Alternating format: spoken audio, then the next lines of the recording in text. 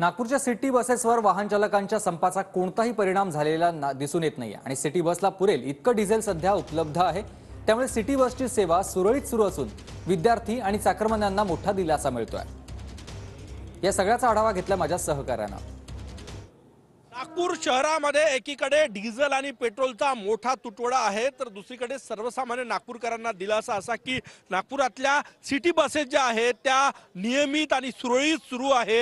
मी सध्या आहे नागपुरातील सीताबर्डी परिसरातील सिटी बसचं स्टार बसचं जे बस स्टॉप आहे त्या ठिकाणी, आणि या सगळ्या बसेस ज्या आहेत त्या सुरळीत सुरू आहे। काही बसेस 10-15 मिनिटं अर्धा तास लेट आहे, परंतु बसेस जात आहे। त्यामुळे सर्वसामान्य विद्यार्थी जे आहे की ज्यांच्या कॉलेजच्या बसेस बंद आहे, स्कूलच्या बसेस बंद आहे, त्या विद्यार्थ्यांना या सिटी बसेसचा मोठा दिलासा आहे। 2-2 तास उभं राहून लोकांना पेट्रोल आणि डिझेल मिळत नाही, अशा स्थितीत नागपूर शहरात जवळपास 250 पेक्षा जास्त या सिटी बसेस आहेत आणि त्या सिटी बसेस रेग्युलर सुरू आहे। त्याचा मोठा दिलासा लोकांना मिळतो आणि सगळ्यात जास्त विद्यार्थ्यांना। काही विद्यार्थी माझ्यासोबत आहे। कुठल्या कॉलेजला जाते? लता मंगेशकर कॉलेज जाते।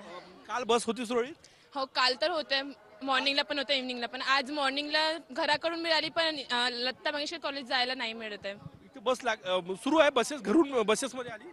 हो, घरून बसेसलाच आली आहे। फायदा होतोय ना या बसेसचा? हो, होते ना।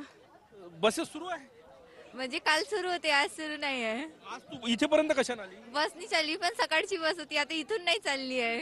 सगळ्या बसेस सुरळीत सुरू असल्याची माहिती जी आहे ती दिली जात आहे। यांना गणेशपेठ आगारातून व्यवस्थित डिझेल मिळालेलं आहे, चालकही कर्तव्यावर आहे। त्यामुळे सिटी बस सेवा नागपुरातली सुरळीत सुरू आहे आणि त्याचा मोठा दिलासा विद्यार्थी आणि चाकरमान्यांना मिळतोय।